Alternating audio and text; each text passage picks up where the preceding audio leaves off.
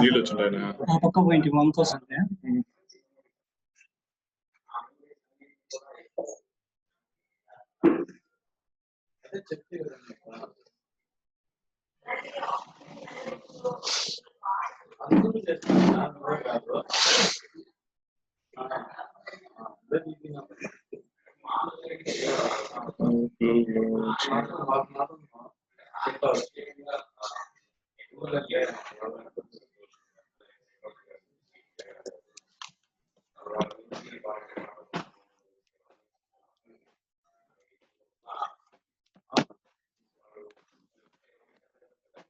Hi, today we can see remaining portion of file handling.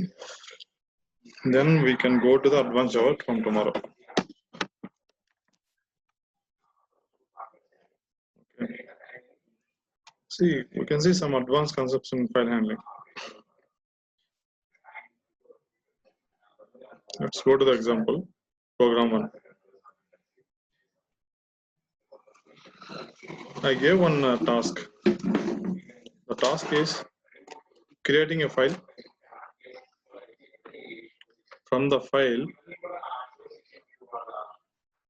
we have to read the each and every data and put into the our list of objects. So I have created a file, persons.txt. So you go and open. This is the input of our file. This is our task. We have input ID, name, and value. Similarly, we have 3 records. So if they are giving the file, we have to read the file, each and every line. And whenever we are reading, we have to put the data into the one object. First value is the ID, second value is the name, third value is the age. I gave in the problem statement. This is a person object. First value is ID. After that, we have a space. Second value is ABC. After that, we have a space. Third value is age. So we have seen so many ways how to read a file. We can read a file in different ways. Reading a file, first it will read each and every line, then it will give as a string in some case. So we will get this into one string. After reading this into the string, we have split method. Inside a string, if you want to split the string using any delimiter, you can split string dot split of space. If you give the string dot split of space, we'll get the string array. In array, first value is ID. Array of 0 is ID. Array of 1 is name. Array of 2 is age. So let's go and see the example. Now we can go to the main. Inside a main, I want to read the persons.txt file. How to read a file? Reading a file, we can use buffer reader. Creating a file by using file class. File object is created. So I created a file reader. Whenever we create file reader, we have to pass the file object. Now file reader object is created. So I created buffer reader. When we create a buffer reader, we have inside a construct of buffer reader, we have to give the file reader. So reading a file this is a standard way. We can read the file. This is the first two I explained in the how to read a file. So I get the buffer reader BR. No, I just declared one variable because br.readLine, it will give a string. So I want to store that string into one variable. So I declared one variable. Whatever data I want to read, that all data I want to put into the list of persons object. I created a list object, list persons, list equal to new array list. This is just declaration of the current value, which if you want to store the value, each and every line into one string, we need one variable, string str. We need to read the data, we need to put into the one list of persons. So I created one variable, declared one list object, list of persons, list equal to new array list.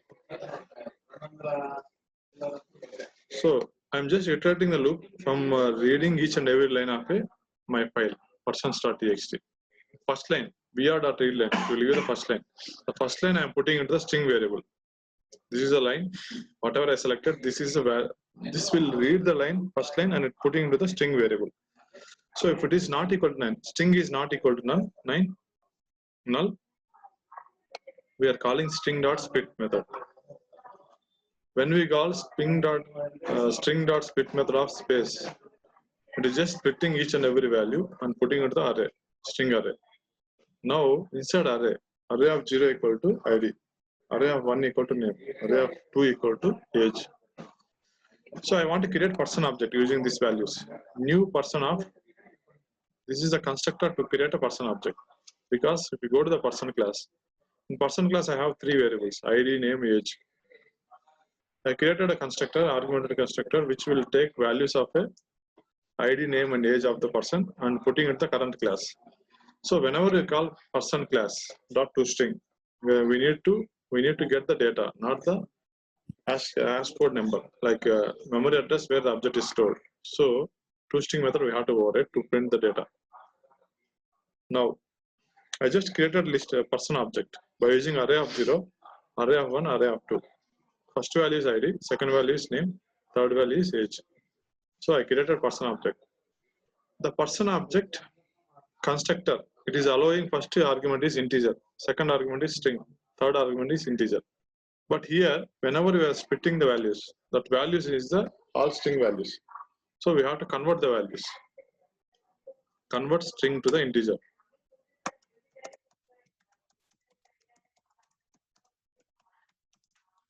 For id and age.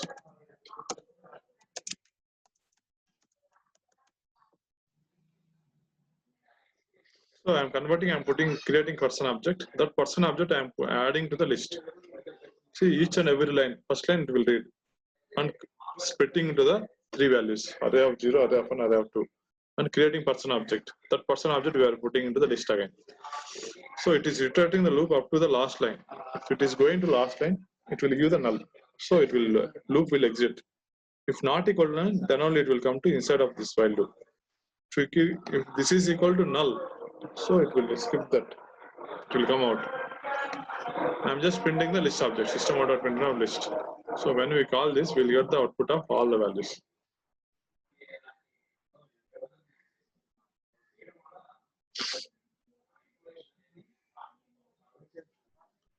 See, list of person objects. This is the first person object. This is second person object. This is the third person object. This is the first requirement I gave. Small program. But here we need to think a little bit. Reading a file, we can read by using buffer reader. But after reading a file, if you want to read each and every line, read every line and store in string variable. This is the first one. This is needed. See, we need to generate the list of persons. Because I am telling, just store the all values into the list of persons and print the values. So, created list of persons to store the file data. Now, when we read every line, for every line, we have to split the line using space, and we have to give this one. Creating person object and storing into the list object. And finally, we are printing the list. And second requirement of what I gave is, we have to add few more records to this person object. 3 more records. Now add 3 more records here. After adding, we need to sort the data based on the ID, based on the name, based on the age. Age should be in the descending order. How to do that? We can sort the data. If you want to use, now we used a list. If you want to sort the data, we can sort the data in different ways. We can create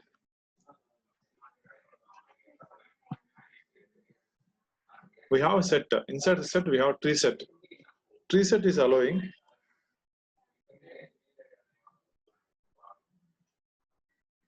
tree set by default will use a sorting order. But if the tree set is having the values of string types or integer types, we can sort it by using that.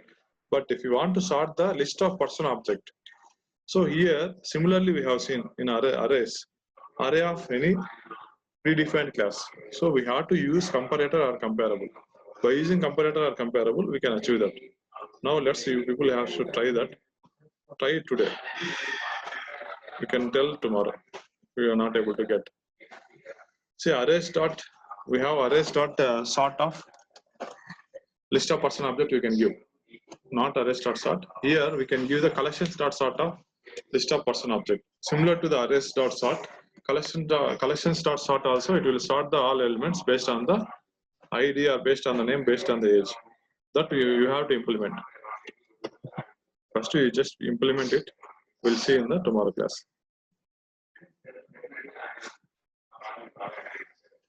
Now let's go to the next one. Now I have a requirement of how to read each and every. We have a directory, we have a folder. Inside a folder we have some set of files. We have 4 files. Each and every line of a file we have to read and store into the output file. See, we have one folder. That folder is called files, for example. Inside files folder, I have how many files? I have 3 files, 1.txt, 2.txt, 3.txt. Now, I want to generate output.txt file, which will have the data of 1.txt, 2.txt, 3.txt. All the data we have to put into one file, output file. This is a requirement they will give. Now I'll delete this because already it's having the data. Now, this output file I have created already. Now, all the data of 1.txt, this is the data of 1.txt, 2.txt, 3.txt. All the data we have to store into the output.txt. How to do that? How to write a program to read each and every file of a directory and write into the output.txt file. This is program, interview program. This is interview program. Now, inside a program 2, I have a main method. First, for reading directory also, we have to create a file object. But this is not a correct. I need to get the what is the location of this file handling folder. First, go to the properties, get the folder where it is. Now it is in the V program file playground. I'm just copying this location. Cancel. Inside of file playground, I have files folder.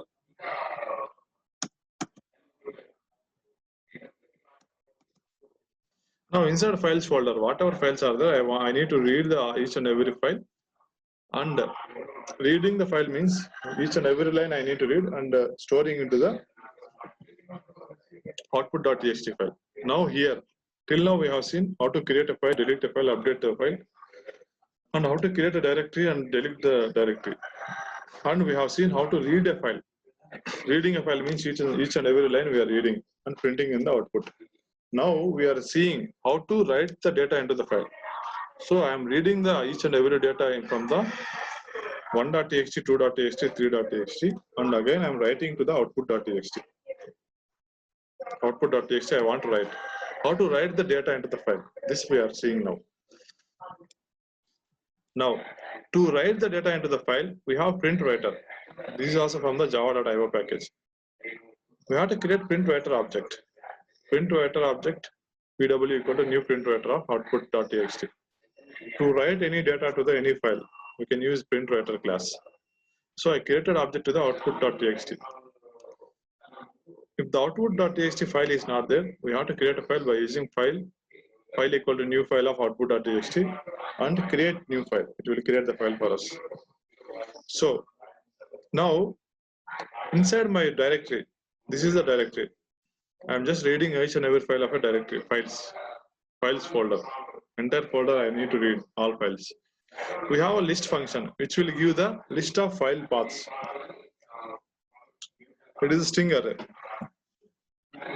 Inside file class we have list method. List method will give the string array of file names, file paths. We'll get the all files, whatever file is there. No, I'm just printing the all files. Arrays.toString of files. It will print the all file names. So I am doing for each loop. Inside of for each loop, I am getting each and every line, each and every file. First file I will get. How to get means first create one more file object. File object with the file. file is a directory and string is a file name. So inside this directory files, at the end we need to give the 1.txt. This will take care of this constructor. File of file comma string. It is taking first is directory parent location and next argument is the child location. So it will append both and it will go and read the file in the 1.txt. So I created file object. How to read a file means this is a way. File object, file reader, buffer reader. Now I'll get the buffer reader. So first I'm printing system out of printer reading file content of file 1.txt. First file is 1.txt or 3.txt, 2.txt. Which order it is reading, it will give that. Now buffer reader.read line. First it will read first line and putting into the line. So line not equal to null. Then we need to print the data into the output.txt. So print writer.println of line. This print writer.println, it will go and print the data into the output.txt. After printing the data first line, again we are doing buffer reader.read line. Next line we are reading in the first file. Similarly, after everything is done, whenever we call print writer.flush, this method will give all the data is loading into the data and it will refresh the file. So whenever we go and open the file, by default we will get the data. No, it is very simple. Reading a file using the file object, file reader object and buffer reader. Writing the file data using the print writer. We need to remember only these two classes.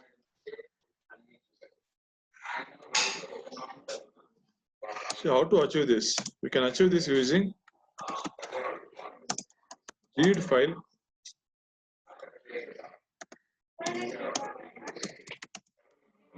using file reader and buffer reader.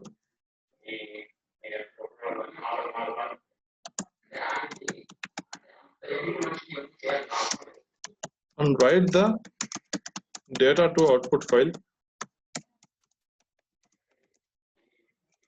using print writer. These two we need to remember for this program. Now let's go and run this.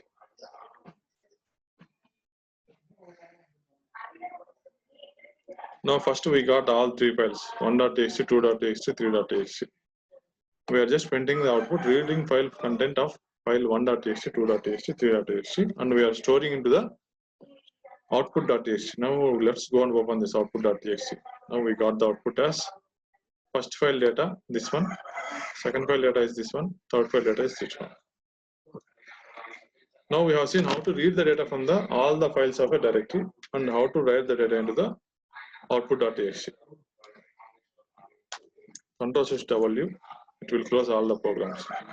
Now let's go to see next advanced thing, next interview question. See, now we have a folder. Inside a folder, if you want to find all the directories of a folder, how to find that? Now I have, for example, I have file playground. Inside file playground, I have a search folder. Inside src folder, I have com. Inside com, we have vkr file. Under that, we have these programs. Similarly, this is also folder. Inside these folders, we have this many files. Now inside go to the files folder, we have this many files. This is also files only. Everything inside this file playground, inside a JRE system library, we have this many jar files. These are all the files. So if you want to read all the files, if you want to print the names of the files, how to print? First go to each and every folder and get the all file names you have to print in the system out of println. Now how to do that we can see. Now inside a main method, the main path is I give file playground. Okay. Now Control V, Control Z. Now I want to get the main folder. Go to the properties and get this main path, the location of the file playground. Inside file playground, I want to print all the file names.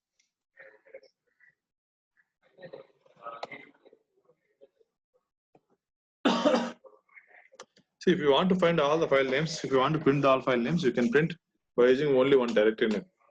This is the main directory.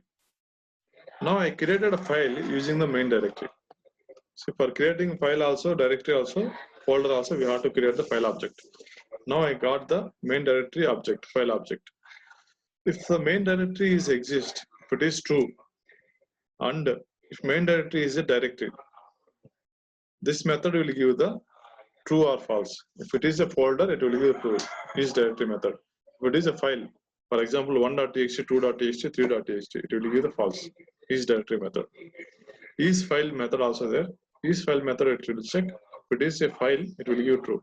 If it is a folder, it will give the false. Now we are checking both conditions. If it is directory is exist, folder is exist, and it is a directory, then go and get the all list of files. Main directory dot list of files. It will give the file array. We got the file array object. So here I am just putting some system out of println.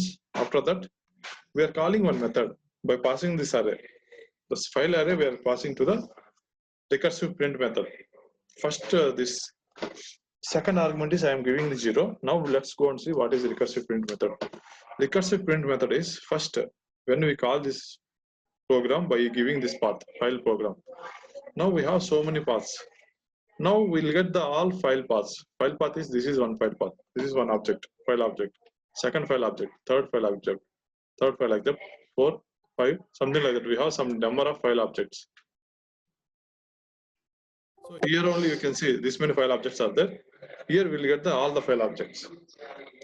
Again, if first file object is folder, again we have to go inside. We have to check. Again it will give the list of file objects. So to handle that, we have one method, recursive print method. First level we have to check, second level we have to check, third level something like that. Recursive print of array of 0. Now inside recursive print of array of this one, first we will sending the array. Inside array we have all objects and level equal to 0, first level. So we are doing for each loop. Inside of for each loop what it will do, first object, second object, third object, up to it is iterating all each and every object up to end objects. So it will get the first object. Let's see if it will get the first object f. Here for int I equal to 0, I less than level, I plus plus. This is not needed, but here what we are doing is we are just giving some tab space based on the level. If it is 0 level, it will give only 0 tab space. If it is 2 level, 2 tabs it will give. If it is 10 level, 10 tabs it will give. This is just avoid that. Now if the file is a file, just go and print the file name. F.get name. We are just printing. If the file is a folder, what we have to do? Again we have to get the all files inside a folder. This is a else condition. Else if it is file is a directory, it is a folder. What we are doing is system.out.println of, we are just printing the file name, and again we are calling the same method by passing the file.list files. File.list files, it will give the file array. Inside folder all file arrays it will give, and we are increasing the level plus 1. Here only we need to think. See, if it is a file, if file is a file, just print the file and come out. If the file is a directory, folder, inside folder we have some other files. So we have to call same method and passing to the file.list files. We have seen this list files what it will do. List files will give the file array. This file array we are passing and giving the level plus 1. Simple logic, but we have to think. Now let's go and run this. For example,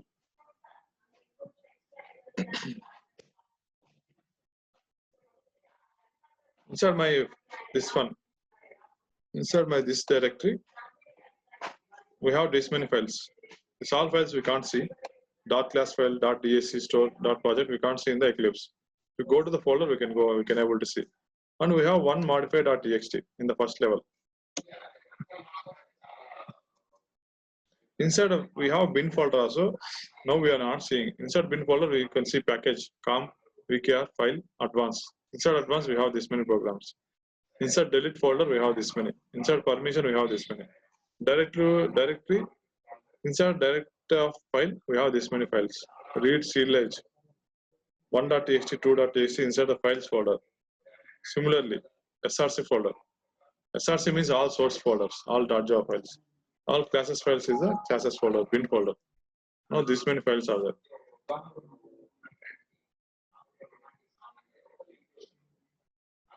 For our better understanding, if you want to find files, I want to get the only files folder files. So let's go and run this. Inside files folder, we have only this many files: 1.txt, 2.txt, 3.txt. So we'll get that. Now I want to get only src folder files. Just change it. Control S. Now let's go and run this. Inside src, whatever files are there, it will give all the files. Inside src, we have com, vcar file, all these folders.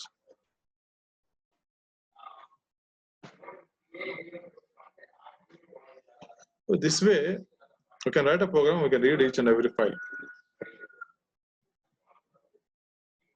Now let's go and see the next concept of file handling.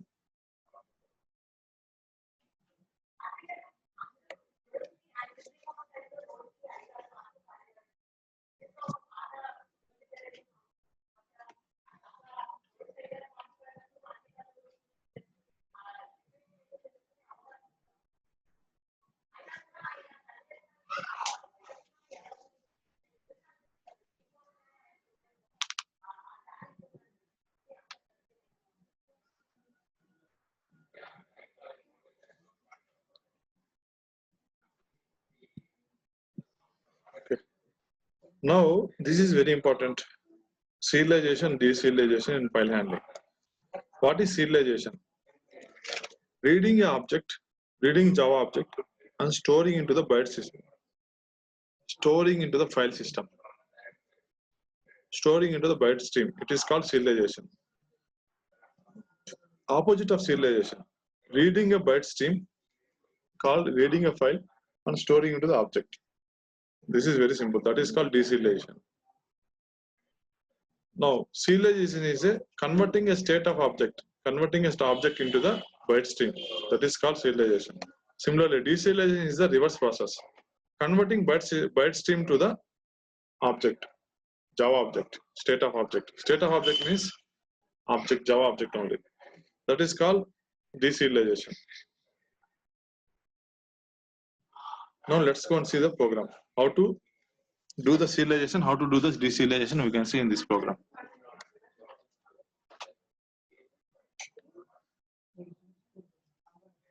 To achieve the serialization, de-serialization, to do the serialization, we need the classes, file input stream, file output stream, object input stream, object output stream. These are the four classes which we use for achieving the serialization, de-serialization. Now we can go and see each and everything what we have to. We have a class demo.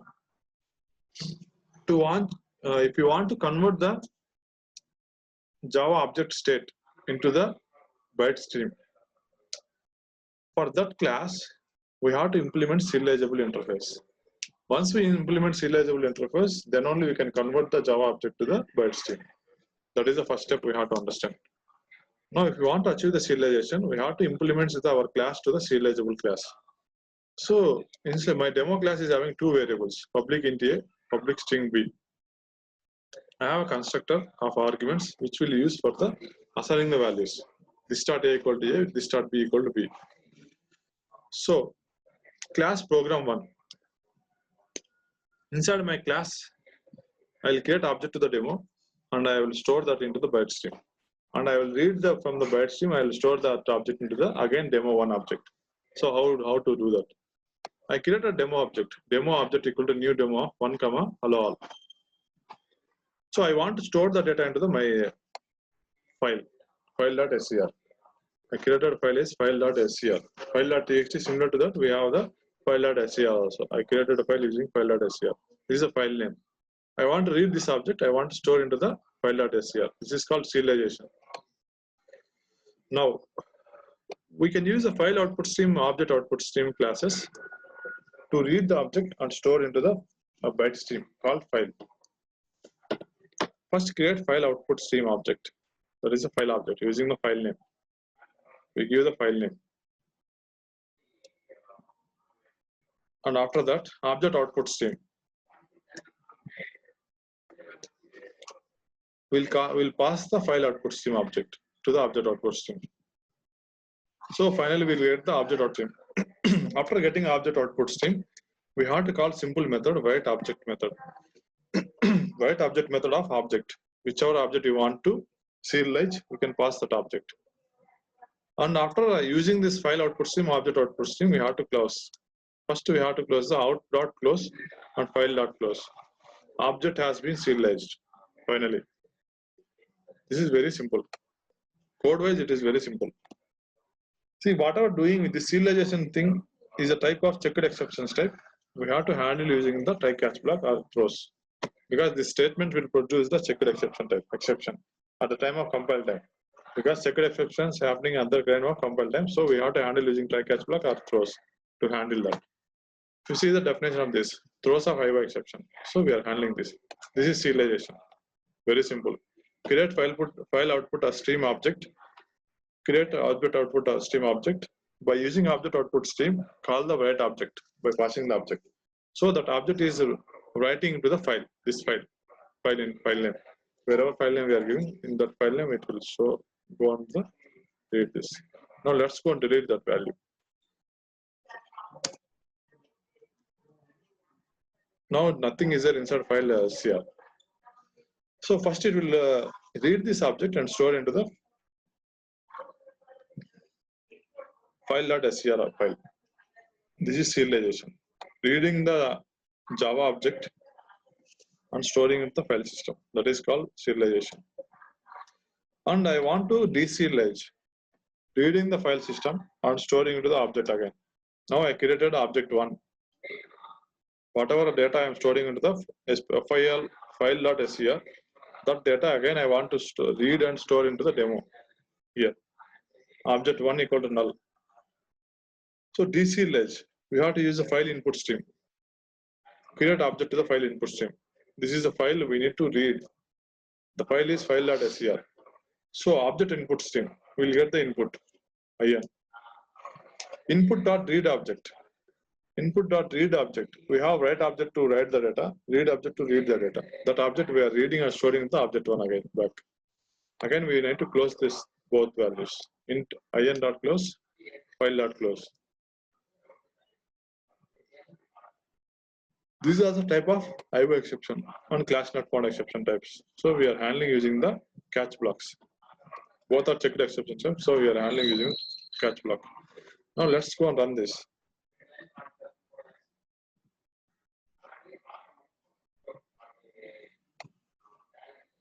Object has been serialized. After object has been serialized, we go and see that object is stored into here.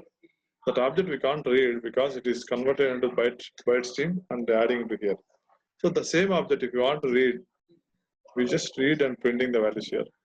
Deserialization. See, everything is byte stream. Now here, whatever file we are reading and storing into the file, that file is a type of platform independent. The same file.scr.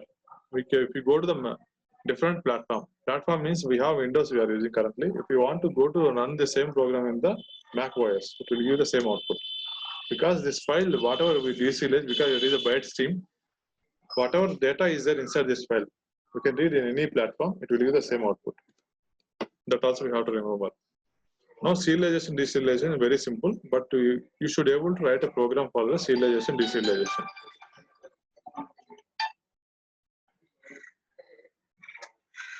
Now inside a serialization, deserialization, we have to see one more thing. That we can see in the next example.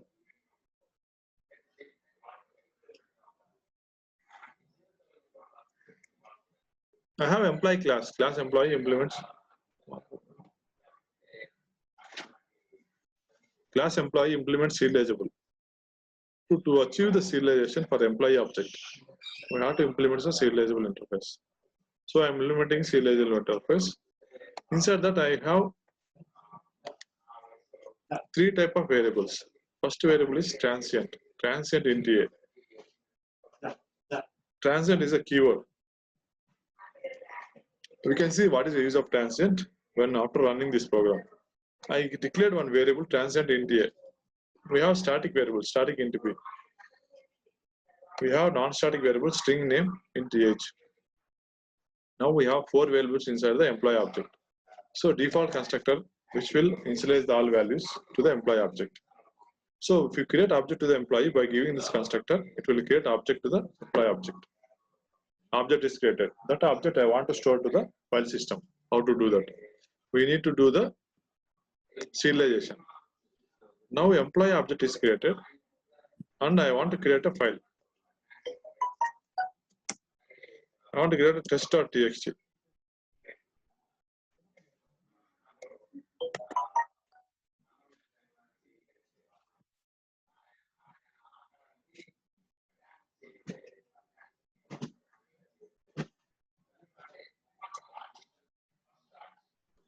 Now I'll create one test.txt empty file. Go to the new.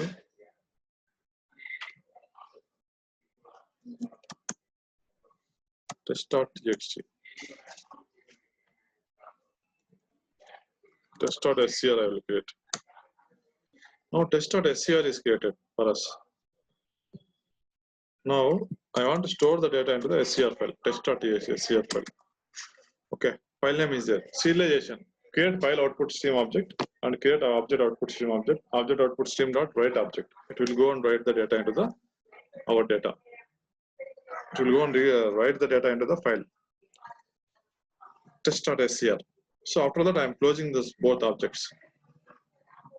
Now system.println object has been serialized. We have a method print data of object. What is the print data of object? What it will do? Inside print data of object, it is just printing the all each and every value. Name equal to, age equal to, a equal to, b equal to in the object. So we are printing each and every data. After that, value of static variable, we are just changing the value of static variable. Object dot b equal to 2000 after serialization. So static is a class level variable, so we are changing the value of the class level variable. Now de-serialization. So I need to read the data from the file and I need to store into the object. So de-serialization is file input stream, object input stream, and read object. It will read the object and store it into the one object. Same program, existing program. And close the both values and print the data. We are just printing the data. Now we are handling the catch blocks because it is a checked exception type. Now let's go and run this.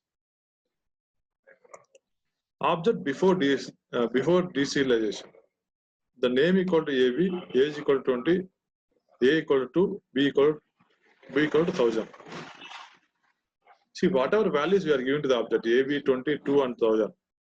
Before de-serialization, the values are same. Object has been de-serialized. Data after de-serialization, what is the data? Name equal to AB, age equal to 20. These two are fine. But A value is 0. Why the A value is 0? And B value is 2000. See, after de-serialization, we are just reading the data and storing into the file system. But after serialization also, if you are deserialize the object, if the static variable value is changed, the value is reflected into the file system. So whenever you after deserialization, that is a class variable. Class B is a static variable. So static variable value is updated and we got the new value. B equal to 2000. So after serialization, value is stored into the file. After value is stored into the file, if you change the value of static variable, the static variable value is changed inside the file also. Because whenever we read the file again, we'll get the static variable updated value. Now we have to see, in case of serialization, deserialization, what is the static variable behavior? That is the question. Now, in case of serialization, once we do the serialization, object is stored into the file system. If you change the static variable, so whenever we go and deserialize the value, we'll get the updated static variable value. That is what we have to observe here. Because B equal to 1000, B equal to 2000 after the de-serialization. Now, the transient variable value is 20. Transient variable value is 2. After de-serialization, value is 0. How it changed?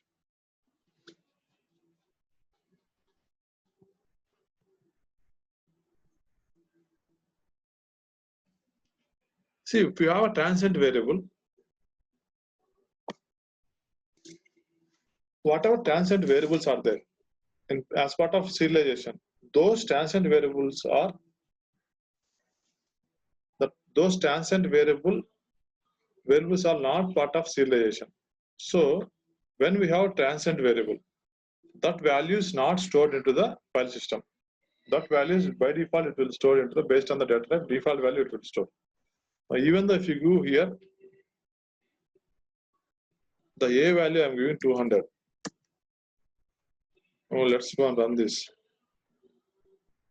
200 value we stored into the A. Since it is a transient, before deserialization the value is 200, but after deserialization the value is 0 because the value whatever stored in the file, it is a default value of integer data type. It's not storing the actual value into the file system. See, if you have a class, inside a class, if you want to avoid store the data into the file system, how to avoid it? We can make that variable as a transient. By using the transient variable, this is very important for interview. What is a transient variable? Transient keyword. If you declare any transient keyword variables as part of serialization, those attributes are not stored into the file system with the actual value. It will store with the default values. Now this transient is an integer type, so I gave that. The transient is a string type.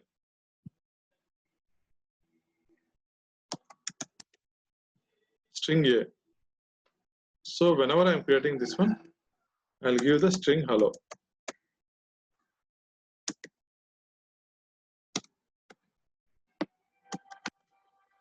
Let's go and run this. Before serialization, the value is hello. After serialization, deserialization, the value is becoming null because the transient variable, even though it is string, integer, any data type, that is not part of the serialization.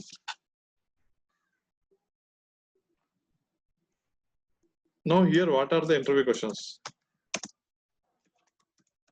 What is serialization? Deserialization.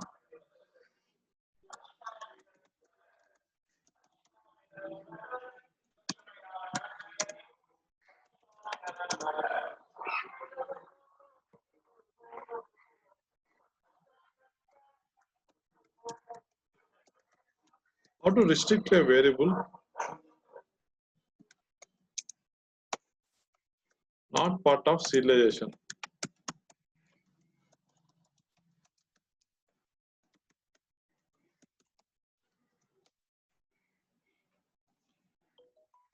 So if you want to restrict a variable not part of serialization and deserialization, we can restrict by using transient keyword.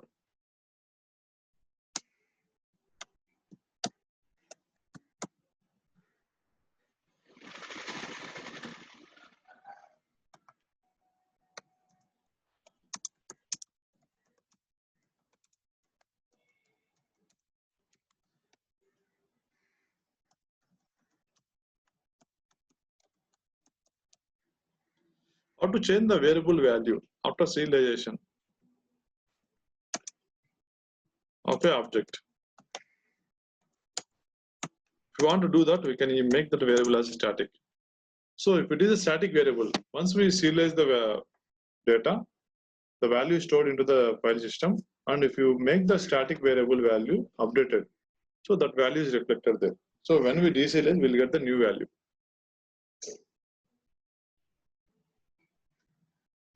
Question means that questions we have to write, we should be able to write a program also. This is the one. Now this is a file handling. Now let's go and run.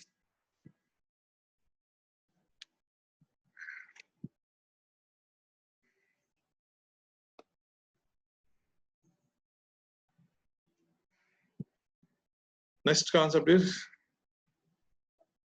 Java 8 feature lambda expression.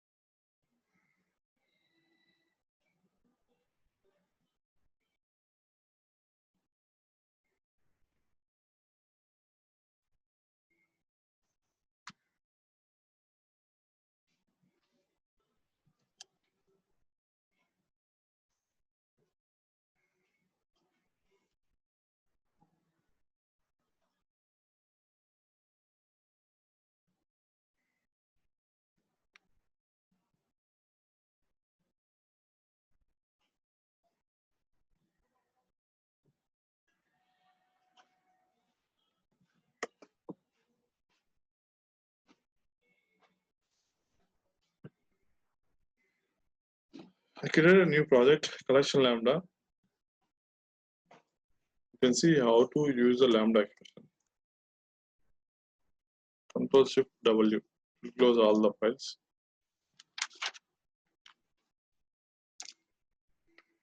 Go to the program one.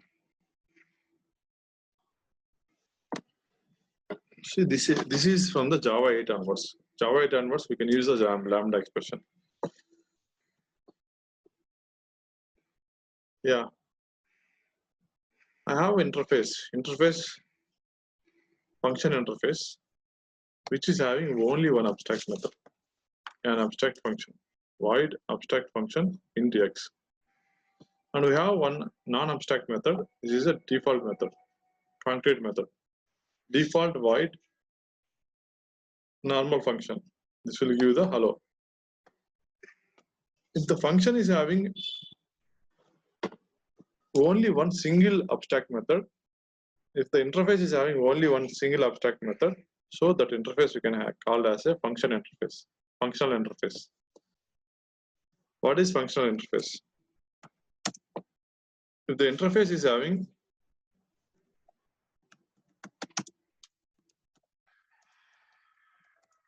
only one unimplemented or abstract method, that we can call functional interface.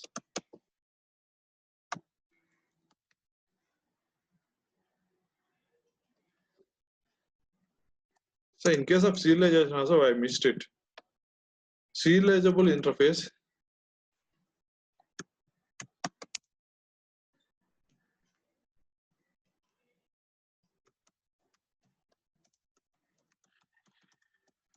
is a marker interface.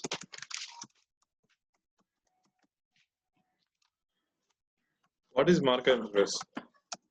These two are also questions for interview. What is marker interface?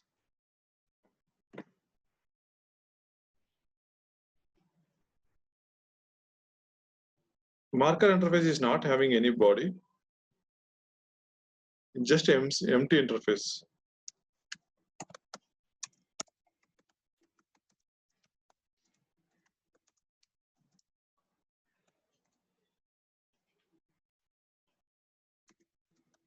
Which we use for mark the unsecure operations.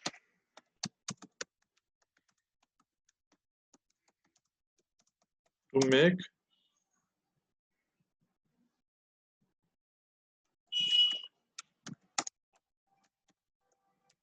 unsecure operation as secure.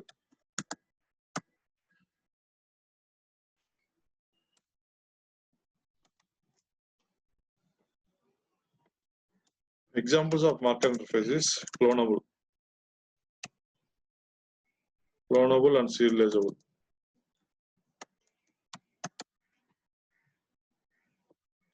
Now here functional interface. The interface is having only single abstract method or unimplemented method. That interface is called as a functional interface.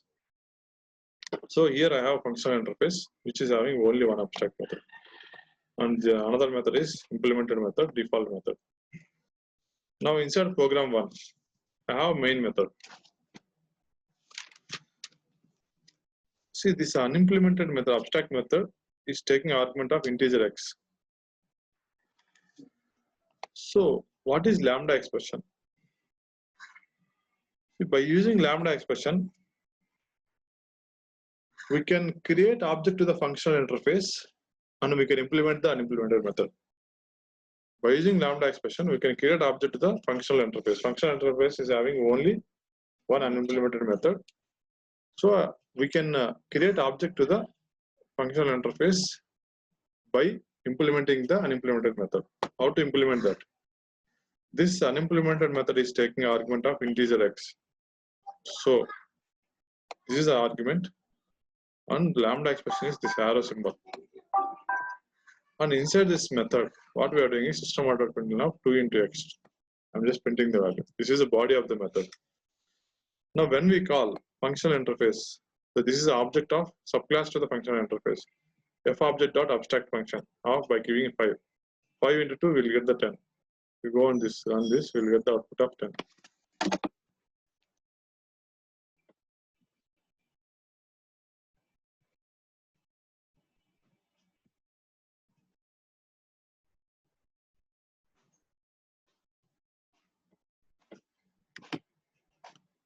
The lambda expression is looking like very simple, but we have to understand what is doing here.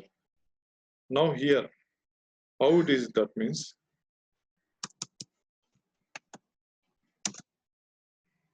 actual code is how it is. Functional interface F5 equal to new functional interface. I'll create one anonymous class.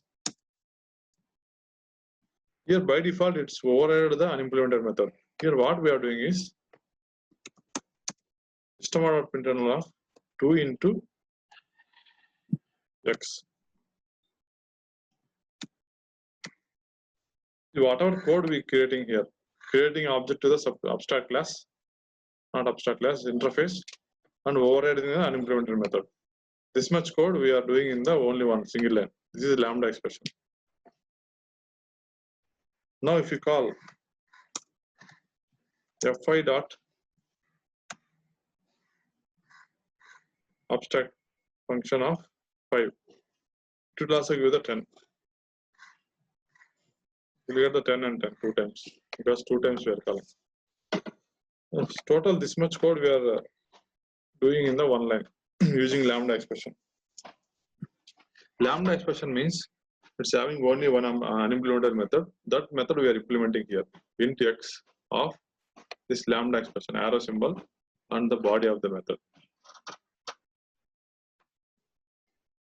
Now let's go and see the next example. See, I have a main method inside program 2. I just created object of array list of integer types. So I just added the array list variables 1, 2, 3, 4 to the array list. Now here I need to iterate each and every element. I need to print it. How to do is array list of for each. First we will get the n.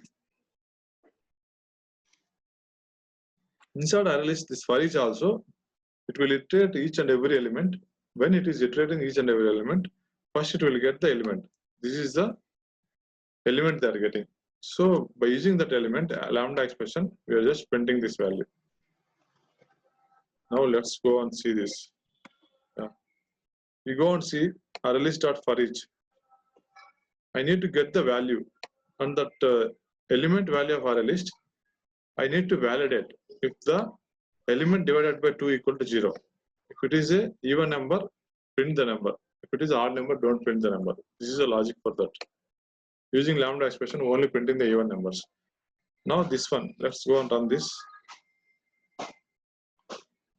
First we got the 1, 2, 3, 4. After that, we get only even numbers.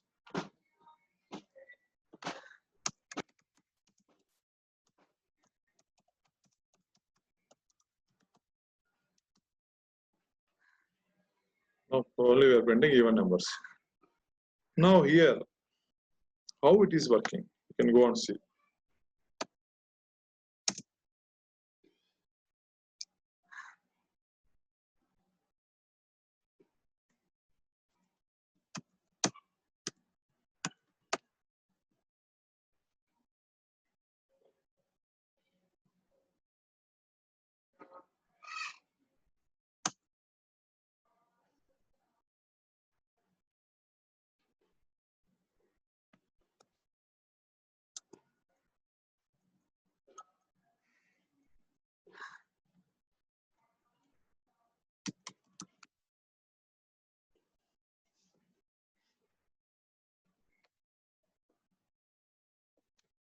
Now this for each loop inside array list class, we have for each method.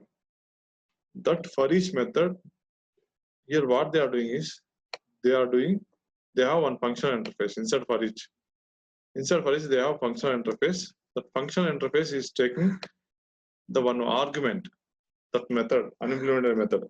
That method will take argument. That argument we are using and printing the value. Similar to the previous program. Here this is they are taking the argument and we are printing the value. But go to here for each of this one. Okay.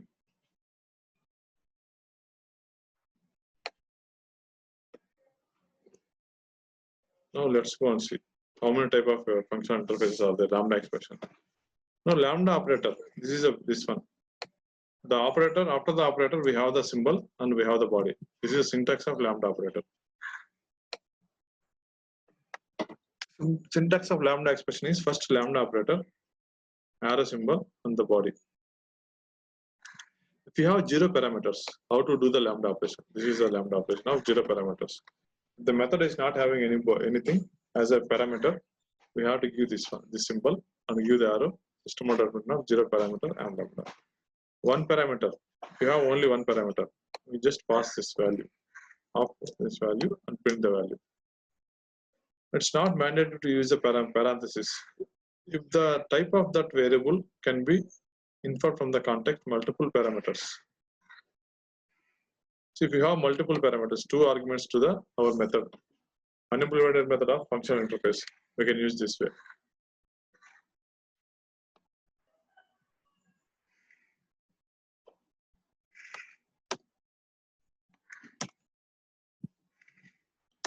Now this whatever method is unimplemented method is it is a method.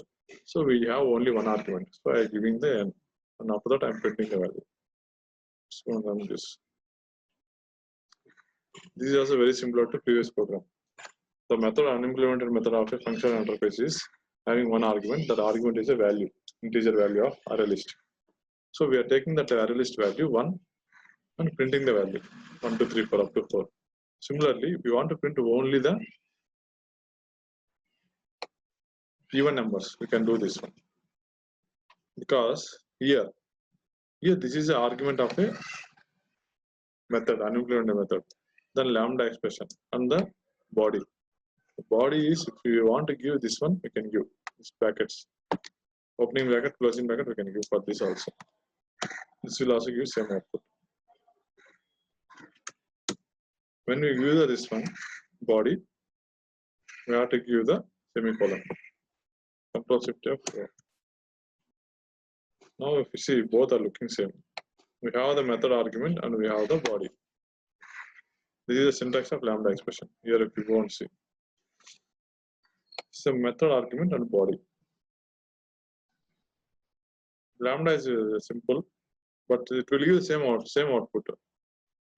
Now let's go to the program 3. Inside program 3, I have functional interface 1. It's having operator. And I have functional interface 2. It's having argument of one more method, same message. It will take the string argument, it is just printing the message. Here operator A and B.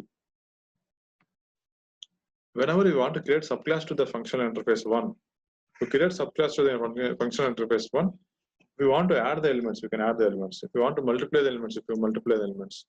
See, using functional interface, we can make our code is dynamic. Because if you create a single interface, if you want to add and edit and delete something if you want to do, you have to create so many methods. But using functional interface, when we implementing this one, we can decide what functionality we need to do. When we implement this, we go to the main method. Inside main method, when I am creating object to the functional interface, int x, int y, I want to decide adding x plus y. Here we no need to give the return also. Here when we want to multiply, same functional interface, multiply interface and x into y. We want to divide x by y. Same output it will give. Program 3, I just created an object to the program 3 and calling the adding two numbers, multiplying two numbers. And the second functional interface, I am just printing the message hello all. So let's go and run this. We got the output. 6 plus 3 adding is 9. Multiplication 6 into 3 is 18. Same inputs, it will give different output. We can achieve this using functional interface. Now, here I just declared it very simple. But how we can do it actually? Without lambda, how do we can do? You can see in the next program. Now, inside my main, I just created object to the functional interface. I just overridden the method, operator method. Inside the method, I am doing return of a plus b. This much code they are doing in the single line, very small. That is a lambda. Now, if you want to multiply, we have to create object to the functional interface and multiply a into b and return the value. That is called multiplication. Now, if you run this, it will also give you the same output. Addition is 9, multiplication is 18, allow is all. This is called lambda expression. Yeah, I think today we are done. From tomorrow we can see, today evening we don't have any class. And tomorrow we can start advanced Java. We can start with SQL and we can start with the JDBC. In the advanced Java, when we go to advanced Java, whatever we are missing here, if we require, we can see the code Java also. Before that, I will type all the questions I will send you and we can study for the interview.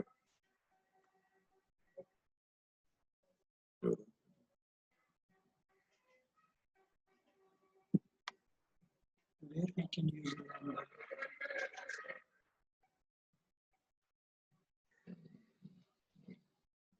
So where we can use lambda means,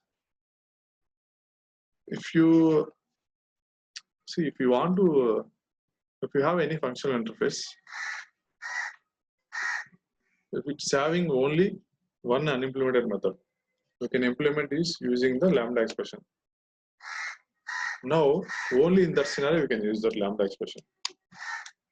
But here, if you want to see, if we see for each loop, inside for each loop, they are just taking one method is a unimplemented method. That method will take an argument of number, and it is printing the system out of n, printing each and every value. There, if you want to write to that much code, instead of writing so much code, you want to avoid that, to write simple code. By using lambda, we can achieve that.